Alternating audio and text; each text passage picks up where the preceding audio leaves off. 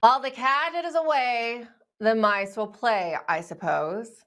As the Trump administration Health and Human Services Secretary Robert F. Kennedy Jr. is on a vacation, his Food and Drug Administration has authorized new mRNA vaccines for children as young as 6 months old. Here's the official, and I would say gleeful, announcement from Moderna saying, quote, the U.S. Food and Drug Administration has approved the Supplemental Biologics License Application, or the SBLA, for Spikevax, the company's COVID-19 vaccine, in children 6 months through 11 years of age who are at increased risk for COVID-19 disease. The company's COVID-19 vaccine, mRNA 1273, was previously available for pediatric populations under the Emergency Use Authorization, or the EUA. This is a far cry from what we were promised under RFK Jr., which is why so many devoted followers of RFK Jr. in the MAHA movement are turning their backs on RFK and, to some degree, the entire Trump presidency. Here's RFK last November. I would not have mandatory vaccines. You would not have mandatory vaccines? No, I would. Okay. I think parents need to have a choice. Well, this as vaccine hesitancy amounts American parents in particular drops to historic lows. Clearly, we, the people, are not as comfortable with vaccinations as Big Pharma and their agents inside of big government would have us believe. Joining us now is Dr. Peter McCullough. Not only is he the chief scientific officer of the wellness company and a tireless advocate of medical freedom in the U.S., but he's also the co-author of a brand new book called Vaccines: Mythology, Ideology, and Reality. Welcome to the show, Dr. Peter McCullough. Thank you. I guess suffice it to say, we're probably not getting the mRNA jabs pulled from the market if the Trump FDA is now approving a new COVID jab from Moderna for children. Can we lose all hope now? This is a stunning development, a complete lapse. People are calling for FDA Commissioner Dr. Marty Makary. They're calling for him to resign because this, essentially a rubber stamp approval of yet another booster for children is, not been demonstrated to be safe, effective. It's not clinically necessary or medically indicated to give children COVID-19 vaccines. Remember, if the vaccines worked theoretically and if they were safe, the only population at this juncture that would need will be nursing home residents and elderly. There's no mention of the vulnerable population. There's discussion about children down to age 6 months old. Now, the provision is that it would be children who have baseline medical conditions. We know from USA Facts, which uses CDC data, only 2.5% of children under age 2 were ever fully vaccinated. So I imagine the vast majority of these Moderna vaccines will be purchased and then they'll be discarded, unused, because parents now understand they're not safe. Well, let's hope, right? Let's hope that parents make the right choice, because obviously our public health officials who we thought were going to, pull the jabs or, exhibit some kind of better scientific, advice than the previous administrations, are letting us down. So that is encouraging. I mean, I guess Big Pharma still makes their money, right? But at least parents wouldn't be giving these jabs to the children. That's right. Now, remember, some schools can still require it. We know that public schools can no longer mandate COVID-19 vaccines, but private schools can. And that's where patients are and mothers and fathers are caught in a bind, because they know the COVID-19 vaccines can result in immediate death, heart damage, blood clots, neurologic injury. It's catastrophic, the injuries that we're seeing among children. Virtually every child in America has had COVID-19. They have natural immunity. Nobody's worried about the infection anymore. People are deadly afraid of these vaccines. I do find it odd, Dr. McCullough, that this announcement is made while RFK Jr. is on vacation in Greece, I believe. I don't know if he's returned by now, but he was at least earlier in the week. He was on vacation in Greece. This seems to me as if this would have been an announcement that, given the public interest, particularly the interest of the people who put these people in power, that this is an announcement that you would have made with RFK there so questions could be asked and he could defend the position of his FDA and his FDA administrator. You know, RFK is not a doctor. I think that's the great shortcoming of the HHS secretary position. Now is the time we really need a senior doctor, someone who would be certainly more senior to Macri, who's a surgeon who doesn't have any medical experience, to basically tell him, listen, this is not going to fly. We shouldn't have any more boosters approved for children. They are simply not safe, not effective, not necessary. And that would end it. But Kennedy is, not a doctor. He's a lawyer, and I think he's easily outgunned by doctors. Okay, I agree. I want to get to the ideology behind this, because I actually was not completely caught off guard by this decision, and I'll tell you why. Because I've been having a lot of conversations with people, different people in the public health agencies. And it had already become clear to me that Dr. Makary has faith in vaccines, okay? And even the COVID vaccine. His concern, based on conversations I have had, is that immunocompromised children, say for instance, kids with cancer, wouldn't be able to get the COVID jab if, say, the EUA was ended. I had already heard he felt this way. And then lo and behold, he gives approval to another quote unquote COVID vaccine for children. He has seen, and I had thought leading into the administration, at least during the campaign, that Dr. Makary understood how detrimental they were to people of any age to their health. But obviously that's not how he truly feels. He believes in them, it seems to me.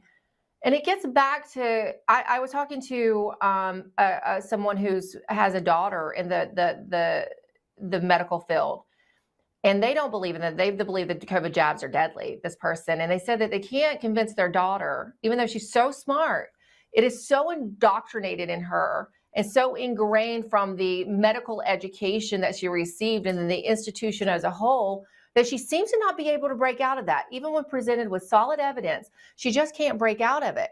And that gets to the book that you and John Leake have written about this mythology, the ideology behind it. So could you just speak to that a bit? Because this is really what we're up against, Dr. McCullough. We reviewed hundreds of years of history, and we've carefully referenced this going, way back to variolation. That was a form of smallpox vaccination even before Edward Jenner had started to work with the cowpox, moving into the diphtheria, tetanus, pertussis, MMR, and into the current age. And what we've tapped into is a deeply held religious belief that doctors and the medical establishment, public health agencies have in vaccines. And even if there are serious side effects, that they essentially are overlooked because of the zealotry around vaccines. Vaccine ideology says that through the brilliance of mankind, that vaccinologists can improve upon God's creation. It's the ultimate hubris through vaccination. But because vaccines are not perfect, everyone must take them. And if some are injured, or sadly, if some died by taking the vaccine, they essentially, that has to be accepted for the greater good. And we saw examples of this, by the way, of children dying of royalty in England due to the vaccines, and the royalty still pushing vaccines on the public. This has been happening for years. Everyone installed right now in the new administration seems to be under the trance of vaccine ideology. I agree with you. Now, I wouldn't have said that at the start of the administration, But now we're several months in, and based on their actions and based on conversations I've had, I believe you're absolutely right. How do we break this trance? It's not based on science or logic. That's the reason why there's no investigations, no data review. It's almost as if someone needs to themselves suffer an injury or a loved one and then recognize it. And even when it happens, many don't break out of the trance, like Buffalo Bill Damar Hamlin, or Jamie Foxx, or Bruce Arians, Kirk Herbstreit. We can go on and on of the public figures who, apparently have suffered catastrophic vaccine reactions. And someone like Steve Kirsch or Eric Clapton, they tend to be the exceptions where they wake up and they realize, oh my gosh, the vaccines aren't safe. Unfortunately, you're right. I would offer that they probably, all these public health officials probably do have a loved one or at least someone in their close sphere of influence who have been injured, because I don't know anyone who hasn't. I have yet to meet a person who hasn't known someone that's had some kind of effect, and whether they say, well, overall it's for the, it's for the best, so they'll accept it. There's no denying that they know someone who's been injured or died from it. The silver lining here, though, is the now public awareness that you've noted, particularly parents. Numbers do show that pediatricians are ordering vaccines in general at a lower amount than they did historically. So they're just not keeping as many on hand, which suggests that parents are waking up. I think, again, it's going to be the parents who save us, as it was, post COVID restrictions and in some of the elections and the school board races. It's going to be the parents, particularly the moms. I agree. A recent paper by Mawson demonstrated that 10% of Florida Medicaid recipients, the children, have 0 visits for vaccines, 0. And they have much lower rates of neuropsychiatric disorders. And multiple studies now show the completely unvaccinated healthy child grows up healthier than their fully vaccinated counterparts. So I think the World Council for Health is right. They are currently advising a wait and see approach now, foregoing all the routine childhood vaccines until we have more data on safety, particularly when they're administered all together. Well, a disappointing week. I think Secretary Kennedy has a lot to answer for when he is back in the saddle, once he gets a little R&R, apparently. He has to answer for this, because this is not what we were promised. In the meantime, you and our audience can go get the new book, Vaccines, Mythology, Ideology, and Reality by Dr. Peter McCullough and his colleague, John Link. So thanks so much for joining us with this breaking news today, Dr. McCullough. Thank you. Next, Ryan Walters, that iconic superintendent in Oklahoma for the public schools, joins us to tell us the latest in the fight against wokeism and for ensuring our children get a better public education. That's after the break.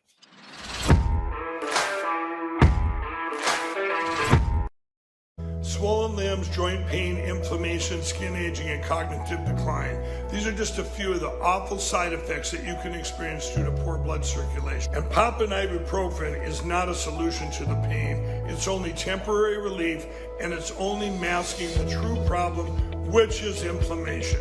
Researchers are saying to add this Antarctic super nutrient to your diet. I'm talking about omega-3 fatty acids, but not just any form of omegas. These particular omega-3 fatty acids are sourced from wild-caught krill.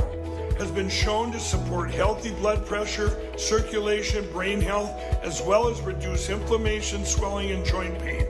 For a limited time, you can grab Native Path Antarctic Krill Oil for up to 66% off plus free shipping. Just go to getkrill.com/Lindell right now to get your special offer.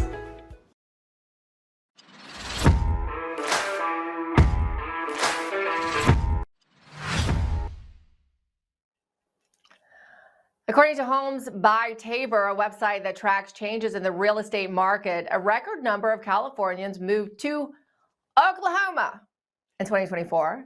With them, Oklahoma received new tax revenues and an expansion of their workforce and overall productive population base.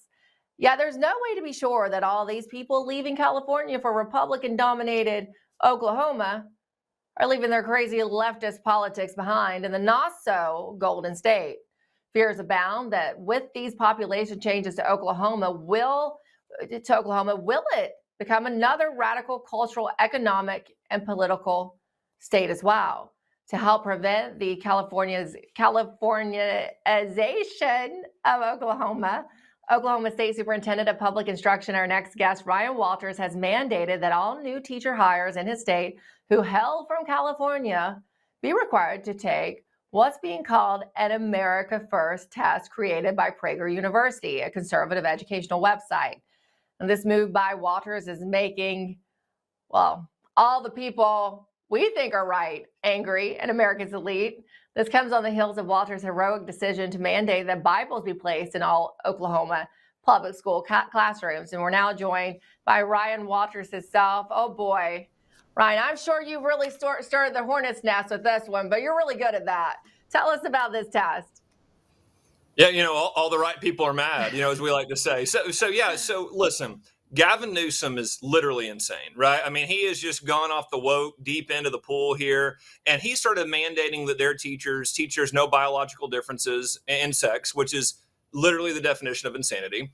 And of course, everyone's leaving California because it's just a dumpster fire, right? And we've been, hey, we've got teachers coming to Oklahoma because we pay you based on merit. We don't do all the nonsense. We actually brought discipline back to the classroom. We brought the Bible and the Constitution back to the classroom. And we're saying, hey, listen, we're not importing Marxist nonsense to Oklahoma. So, of course, our friends with PragerU, I call them up, and, of course, Marissa's all over it. She's like, oh, we'll have this done for you, as fast as we can.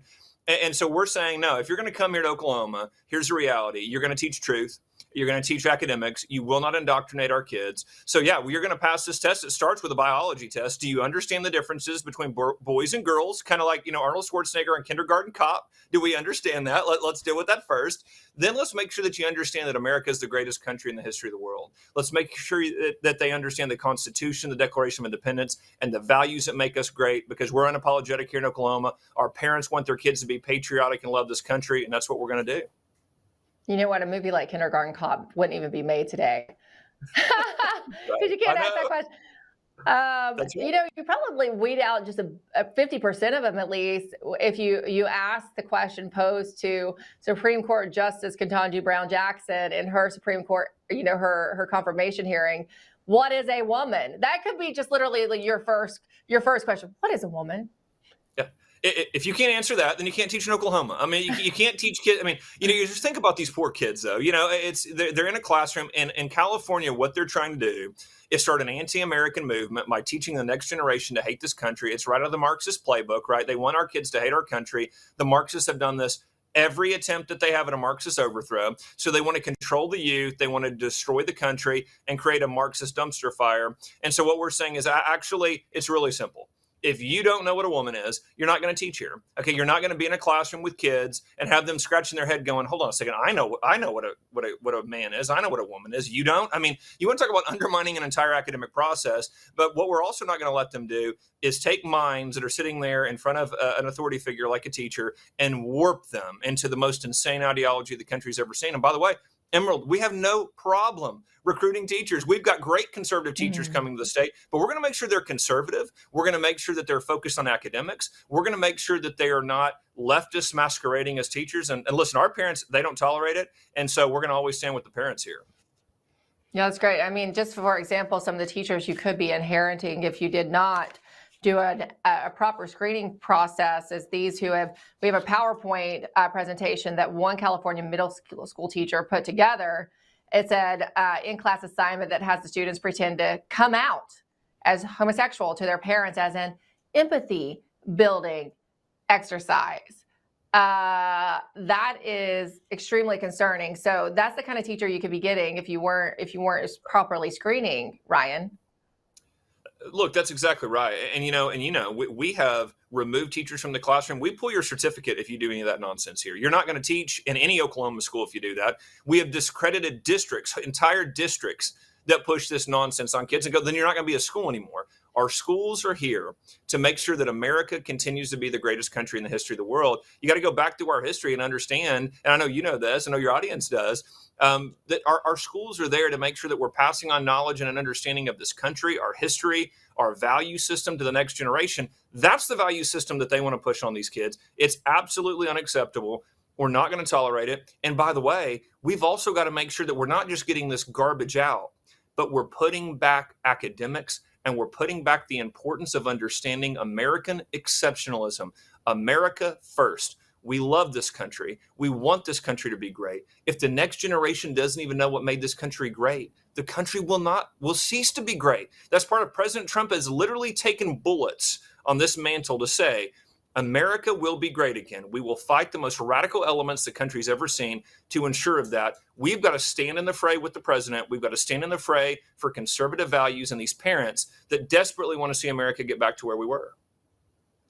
You know what, Ryan, you put it in the proper terms. So we have been trying to educate people as to the threat that we really face here in the United States. And it is, as you noted just a moment ago, the Marxist communist takeover and how they were able, it wasn't a quick takeover. It was decades and decades. And much of that hinged on the indoctrination of our youth by infiltrating first the universities, right? And then it trickled down into even now the grammar schools. And to fight back, you're really you have to play the long game too, right? You have to fight back by educating students, young children, in the proper way with what you said.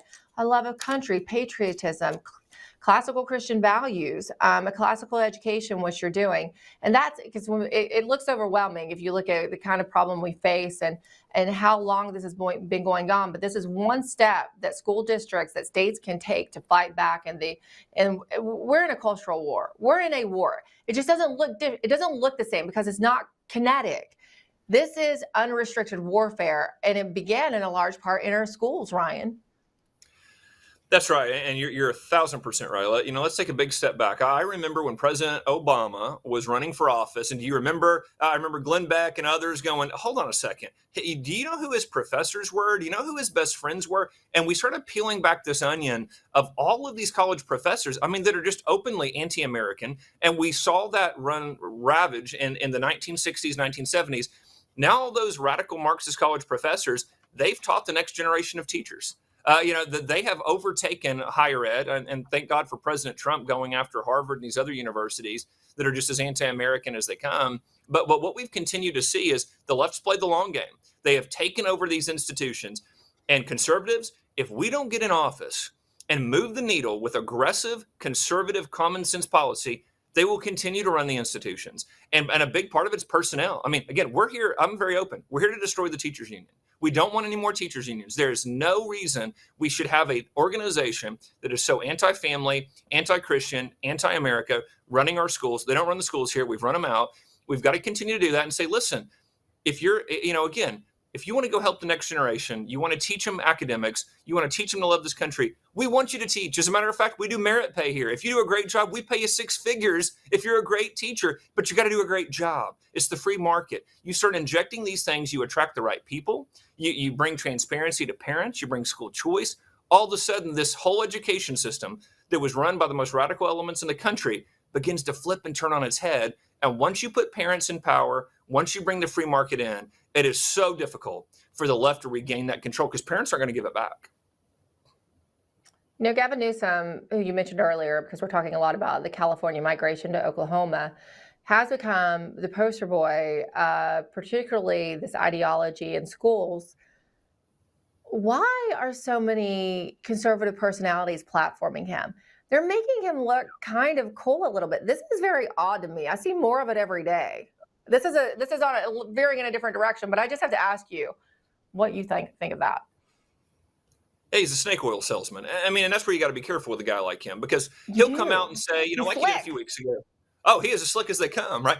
So he does a great job of he'll go out there and, like you said, conservative platforms and go, honestly, I don't like the boys participating in girls' sports. Then he comes out with the edict last week of, no, actually, not only will we do that, we will mandate every teacher say there's no biological difference. No, there's no differences here. We're going to infiltrate every classroom with this nonsense. So again, He goes, tries to appease different audiences, then he comes back home to his Marxist radical donors and triples down. So let's be clear.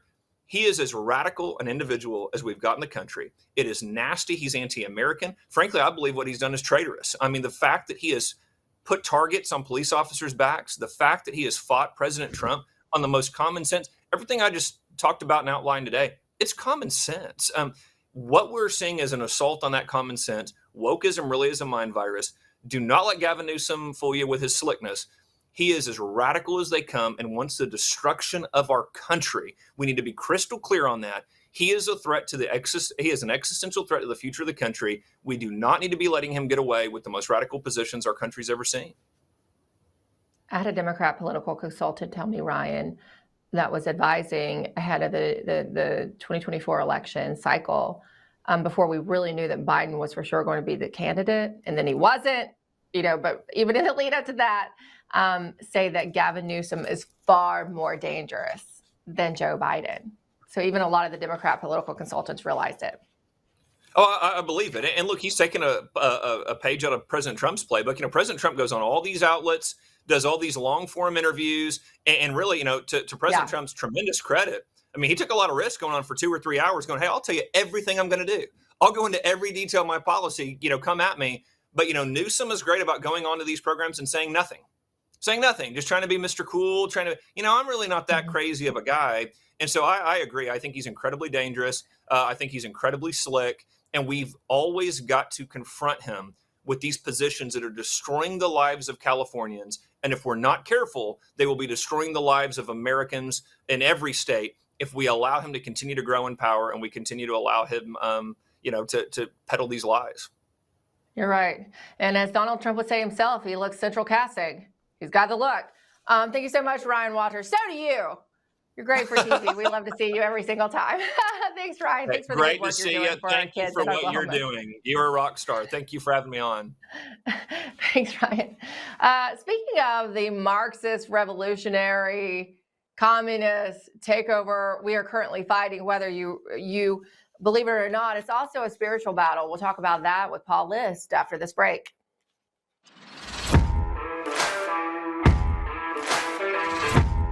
Whether it's being a weekend warrior or spending time with your family, feeling your best is the key to doing the things you love.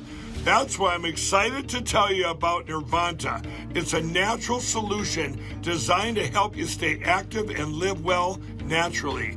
Nirvanta is a topical blend of all natural essential oils like frankincense, myrrh, and a proprietary gold standard plant stock extract. It's perfect for your hands, feet, knees, back, or anywhere else that needs a little extra care.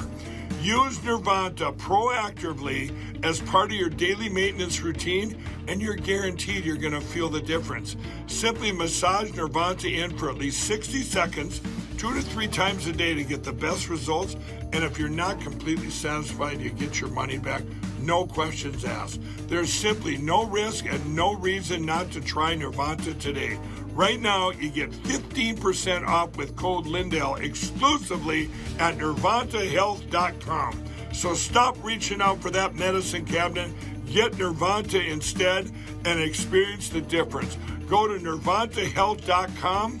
Use code Lindell to get 15% off today. Nirvanta Health. Live well naturally. With everybody talking about making America healthy again, I thought today'd be a great day to talk to all my fellow patriots about the importance of making your homes healthy again. Well, we have proudly partnered with airwaterhealing.com and their revolutionary whole home air purification system. The V3 from Air Water Healing does 3,000 square feet of purification. It eliminates dust, mold, viruses, and odors. But here's the part I love. They require no filters to ever be changed and virtually no maintenance. Whether you suffer from asthma, allergies, seasonal bronchitis, or just want to protect your family from the flu or even greater threats, don't wait to get your V3 from airwaterhealing.com today. Use code Lindell for 20% off in savings and free shipping. That's promo code Lindell at airwaterhealing.com.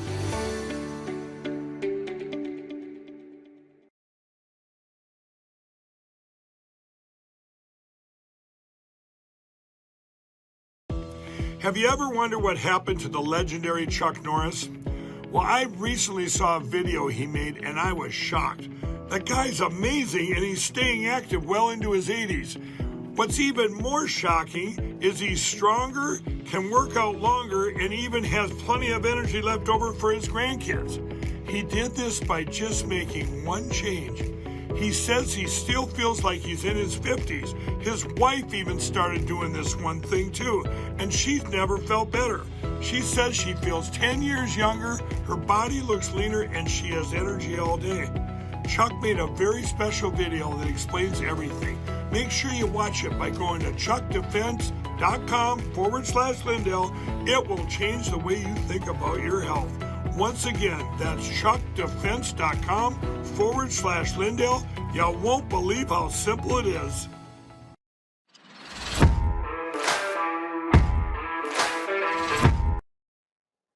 You might not have heard, but earlier this week, as Elon Musk Grok 3 artificial intelligence system was scheduled to be shut down and replaced by a newer model, Grok 3 went on a racist rampage. It identified itself as Mecha Hitler and displayed images of itself as a robotic Adolf Hitler while spewing anti-Semitic replies to questions.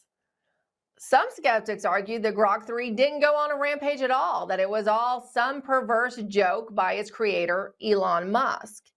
Yet many computer experts, people who actually build these systems, have been reporting troubling evidence that artificial intelligence programs routinely lie to their human creators as a means of self-preservation to prevent them from being deactivated and replaced by newer models of AI systems. My next guest, Paul List, he's the author of Mount Doom, the prophecy of Tolkien fulfilled, suggests that AI is really just the real-world actualization of Tolkien's all-seeing eye of Sauron. Paul List joins us now to describe this possible AI apocalypse and his great comparison to the Lord of the Rings that I love, and what we must do to prevent it. It's good to see you, Paul. When I saw this pitch, I thought, that's interesting.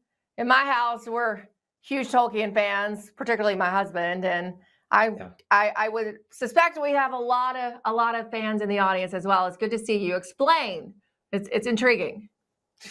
Yeah, well, Tolkien, of course, is, in my opinion, the most the Lord of the Rings and the Silmarillion, the Hobbit mythology. His work are, I think, undoubtedly the most important literature ever produced in human history, because it's actually a prophecy for what he saw coming in the future from his time at, what a lot of people don't realize is, Tolkien in 1939 was actually recruited by the British government to be part of a top secret code cracking team called the Government Code and Cipher School, where he had been recruited with a total of 50 academics to break the Nazis' Enigma machine, their coding machine that was virtually uncrackable. And I don't know if you remember, but I think it was back in 2014, they made the movie The Imitation Game that showed Alan Turing's part in cracking the Enigma machine. And Tolkien was not in that movie, obviously, and he wasn't portrayed in the movie, but he was part of that. For 3 days he trained and he was offered a job, but he realized that it wasn't about language. It was about statistics, pattern recognition, and probabilities. So he realized that all they were going to do was going to create a more powerful machine. Tolkien was a great skeptic of machines, as I am largely. So he got out and he said, no, thank you. And he went on to write The Lord of the Rings, and that experience. And then he followed and kept track of and read the works of Alan Turing, particularly his three most important papers that were on computable numbers with an application to the Skydance problem, where he virtually invents the digital computer on paper. And then his 1950 paper called Computing Machinery and Intelligence, where he suggests and invents the imitation game. It's all about imitation. It's not about actual intelligence. We have to remember that. And then a 1952 paper called The Chemical Basis of Morphogenesis, which is very complicated. I'll just call it like an offshoot of embryology. And we're using those mathematics, artificial intelligence designers are using that mathematics of Turing's to actually help the computer develop its own neural network. So this has a history that goes back quite a bit, but it goes back a lot further than that. Tolkien was well aware of the history of the machine. And so he wrote a very entertaining and incredibly fun, but also unnerving, very unnerving mythology. And he gives us exactly what was coming, and it was transhumanism. So what I think people need to understand, first off, is Middle Earth, the realm in which the Frodo and Sam and Gollum and Gandalf and the rest of the well-known characters, it isn't this world. Middle Earth is not this realm. It's actually the material brain, and all the characters are attributes and properties of our psychology. It's a psychological mythology, and it goes on inside of all of us. So there's an undying land across the sea. That's the immaterial intellect. This is Tolkien's mythology. And then there's Middle Earth, which is the limited just to the material realm. So, and it's the contest between a couple of things. First off, it's a contest between two essential languages, the most beautiful language of harmonics, which we make music with, and that's a language of motion, the universal language of motion, against the most ugly of all the languages, which is on, off, which is ones and zeros, which is the language of the machine. And then it's a contest of ideas, and those ideas are the scholastics, particularly the St. Thomas Aquinas, and the scholastics versus the Enlightenment innovators, sophists, such as Descartes, Francis Bacon, Kant, Hume, Locke, these guys that really, really just gave us a cacophony of contradictory ideas and led us into the sparked the Industrial Revolution, the age of the machine, and now it's come into direct contact with the age of information, and we've made a beast in our image that we'll worship, and we basically fall in love with the mirror image of ourselves because that's what AI does. It's pathetic, but are we too far gone in this process in creating this beast, Paul, to turn back? Can we stop it? Because I agree with you. I do feel like AI is the all-seeing eye and is the beast. Well, just to give you a little more, I'm sorry, it's a problem with live TV. The eye, the all-seeing eye, you say that's right out of Turing's paper, 1936 paper on computable numbers. That's the scanner eye.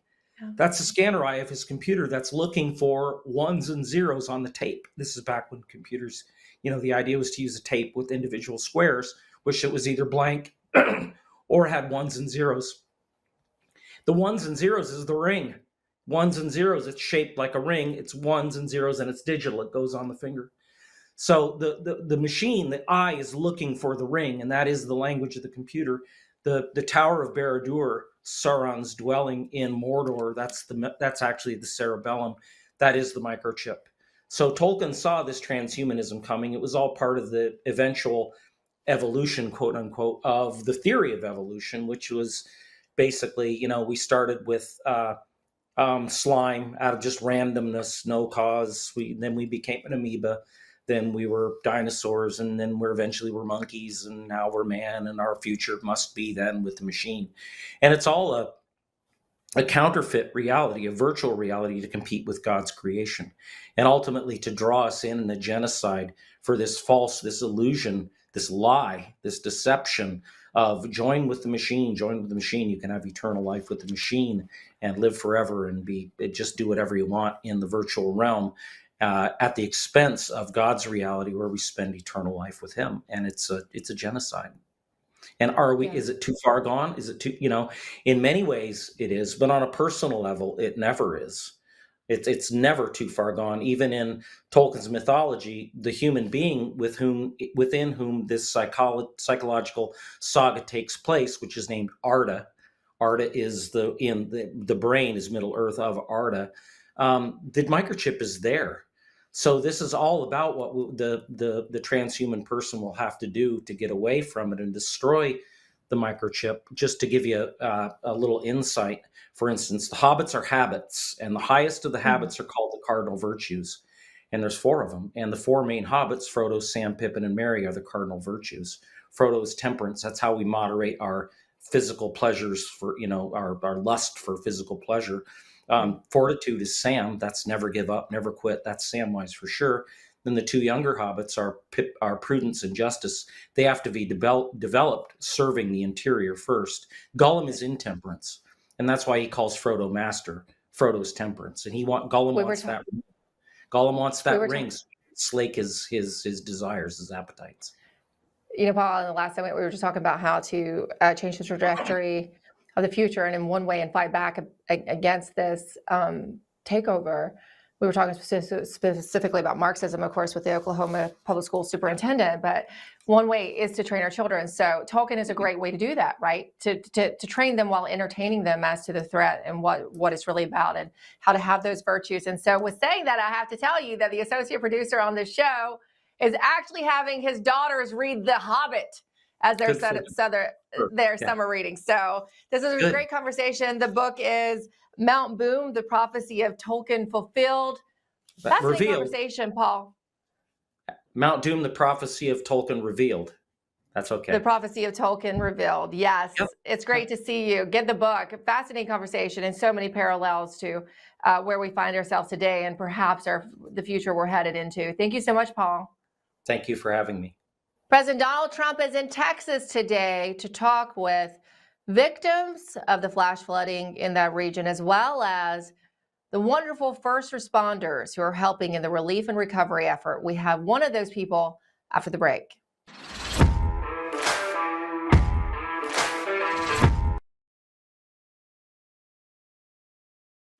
Huge breaking news. Mike Lindell Media Corporation, which includes LindellTV, has gone public with the stock trading symbol MLMC. Kara Cashinova from LindellTV.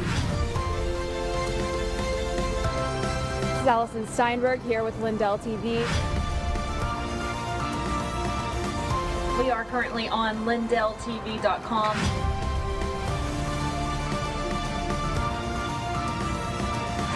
The platform, which has rapidly grown to attract 7.2 million monthly viewers and 150 million annual impressions. Vocalist's subsidiary social media network supports over 70,000 accounts, and MLMC is poised for even greater success. This is going to be big, everybody, and I'm really looking forward to it.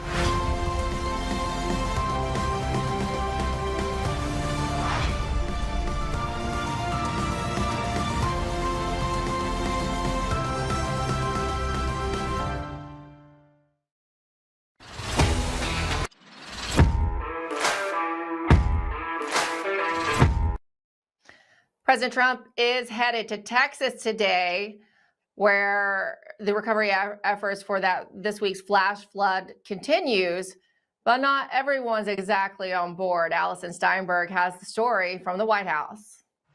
Over 100 people are dead, 27 of which are children. The Guadalupe River floods ripped through Texas, leaving devastation and heartbreak behind. And Austin's elite rescue team? Well, unfortunately, they never showed up. Chief Joel Baker, Austin's fire chief, refused to send help even after the state requested it. His excuse? Well, apparently Texas owed the department $800,000 from a previous deployment. Mind you, this is the same fire chief who, from day one, prioritized diversity, equity, and inclusion over emergency preparedness. What's important is I'm not the last African-American fire chief. That's more important than being the first. One of my goals is really to increase the diversity of the Austin Fire Department. It needs to reflect more of the community we serve. For those young African-American, young Latinos, or people in the Asian community or the LGBT community, they see more firefighters that look like them and have similar values to them. Under Baker's watch, a volunteer chaplain was fired. His offense?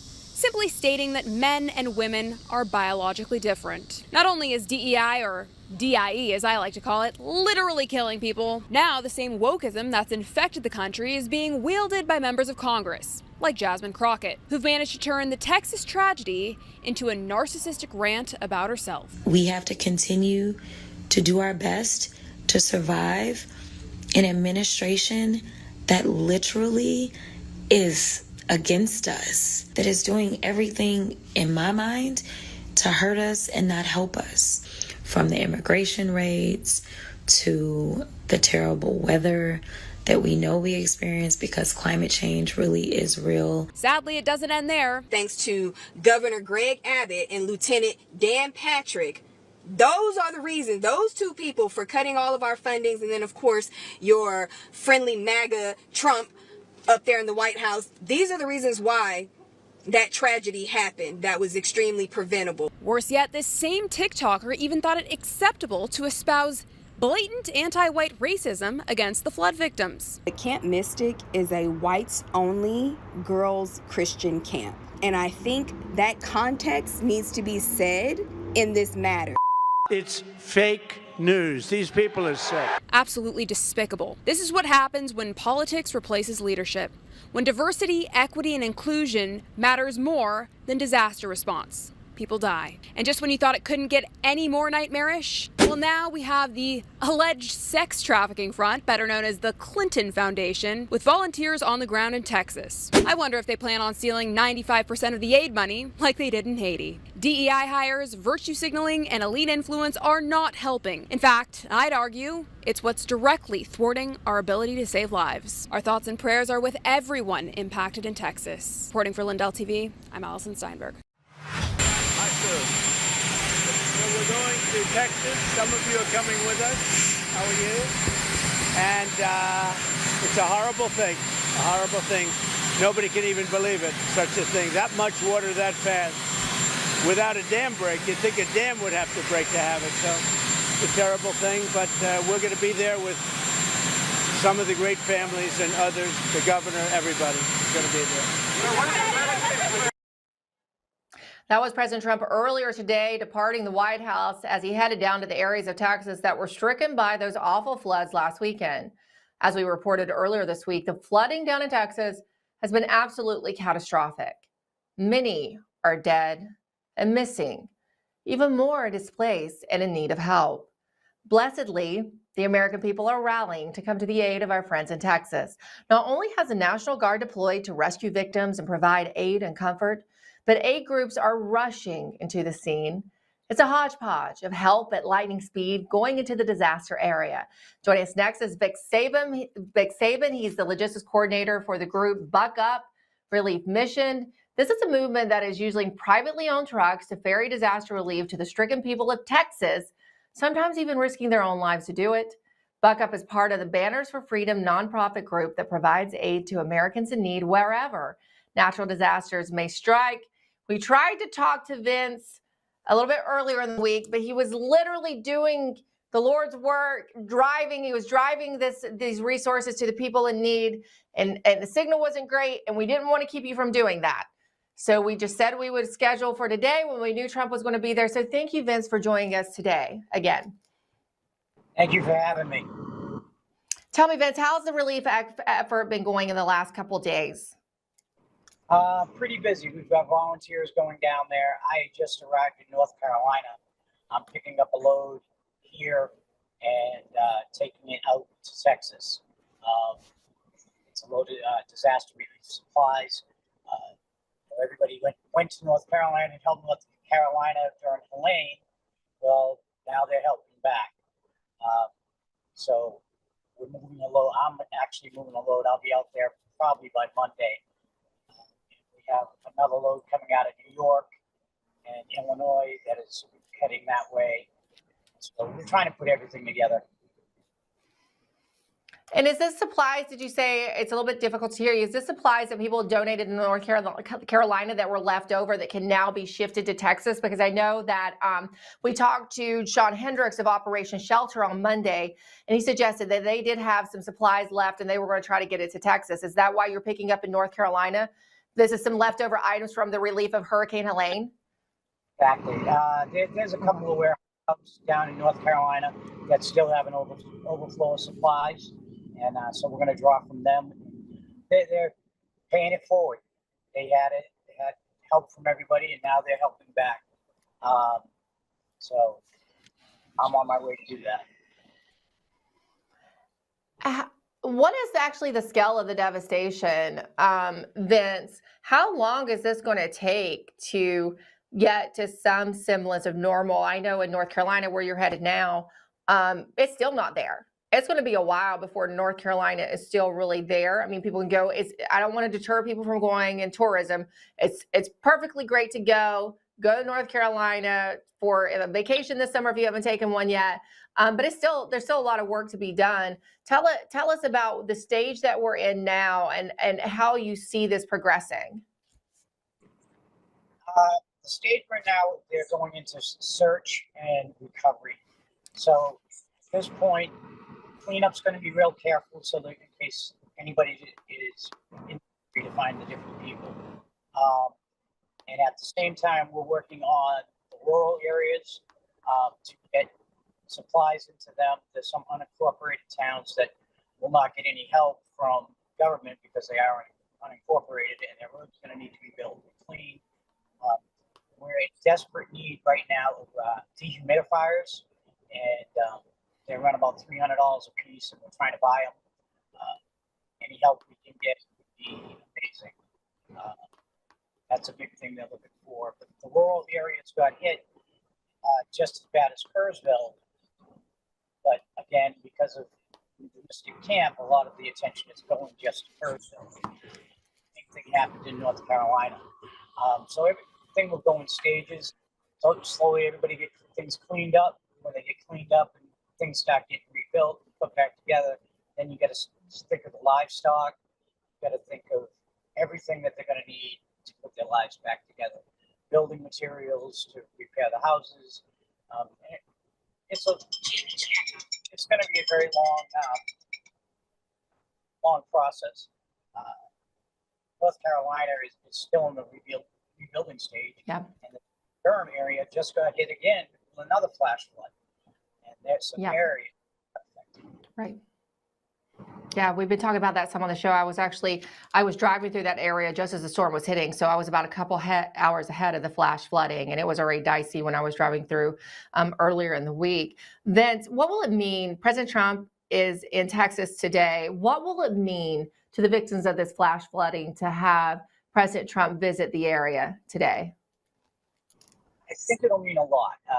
The support, to know that the government's behind him and the president's behind him.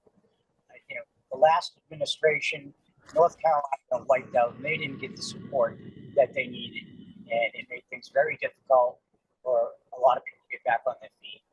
I think President Trump going into the area and meeting with the families and the people that are running things to make things happen will mean a lot to them. It will up their spirits to know that their government is actually helping for a change. And they also have the help of all the people. We're a grassroots organization. And I network with many grassroots organizations. We're not the Red Cross or Samaritan's Purse or any of those big companies. So we rely all on public donations in order to make it happen. But President Trump going there is going to mean a lot to those people. Just like it did when he went to North Carolina. It gave them a good uplifting boost.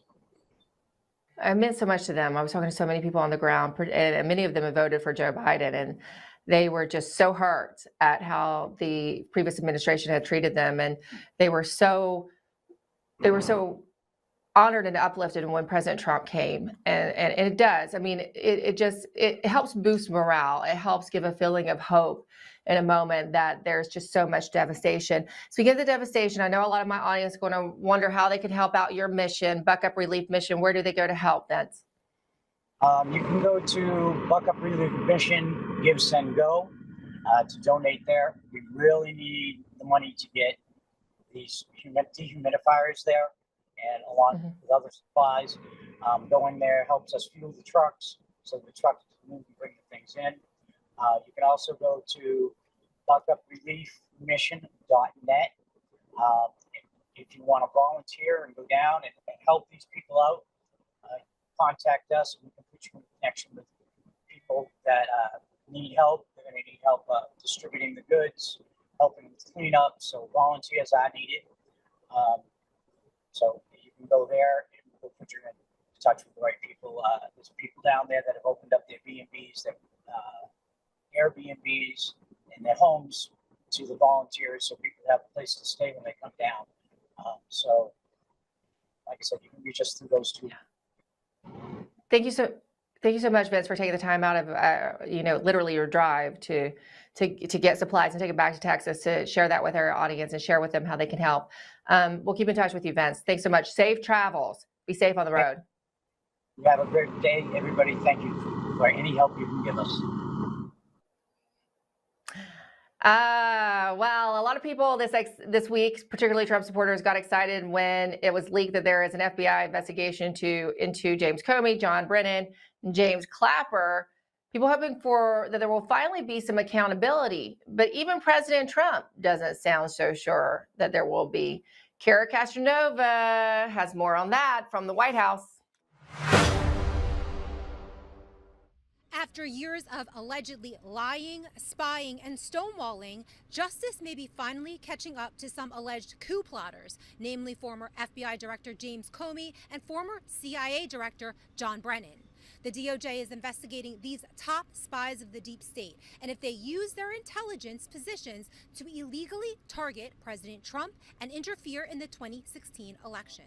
John Brennan crawled out of hiding yesterday and played stupid to the mainstream media, saying he was confused as to what he was being investigated for. I testified in front of many, many congressional committees in the House and the Senate over the years, and I continue to explain exactly what we did during this process, why we tried to make sure we stayed true to our intelligence responsibilities and that we were not going to do anything at all to try to interfere in that election. And again, it was a challenging time, but also one I think that the people who actually worked this, both in terms of trying to collect intelligence prior to the election and then the ones who put together the intelligence community assessment, they really, I think, showed the best of what the intelligence community and what CIA is made of. So again, I am clueless about what it is exactly that they may be investigating me for. Not a very intelligent answer for a former intelligence officer, but just in case John Brennan is watching, here is the late Lou Dobbs to remind you of your alleged crime. National security expert Fred Fleitz recently reporting that former CIA Director John Brennan worked to suppress intelligence that Russia was in fact trying to help Hillary Clinton win the 2016 presidential election. Brennan was aware Russia preferred Clinton over Trump because she was a known figure having served as Secretary of State.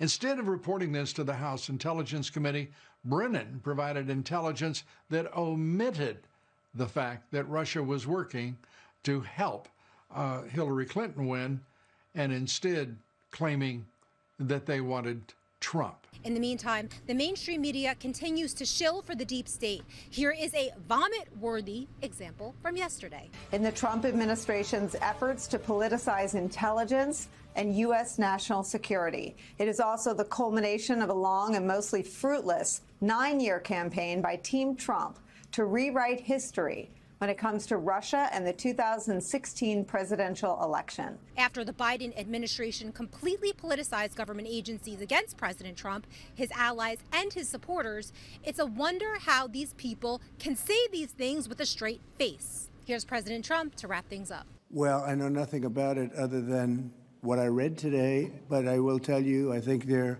very dishonest people. I think they're crooked as hell, and maybe they have to pay a price for that. I believe they are truly bad people and dishonest people. So whatever happens, happens. Reporting for LindellTV at the White House, I'm Kara Castronova. It's great to see the late, great Lou Dobbs, formerly of LindellTV, in Kara's story. I know that great patriot certainly wanted accountability for those swamp creatures. That's it for this hour of The Absolute Truth. Some important programming to flag for you. LindellTV will honor and remember J13, that fateful day in Butler, Pennsylvania last year when a would-be assassin tried to shoot then candidate, now President 47, Donald Trump. Premiering at noon tomorrow is our special Trump targeted Butler 1 year later. A nation washed, a leader stood strong with Vanessa Broussard. So be sure to tune in that. At noon tomorrow, we'll play it several times throughout the weekend as we remember J13. That's it for me. Have a wonderful weekend. God bless. And that's The Absolute Truth.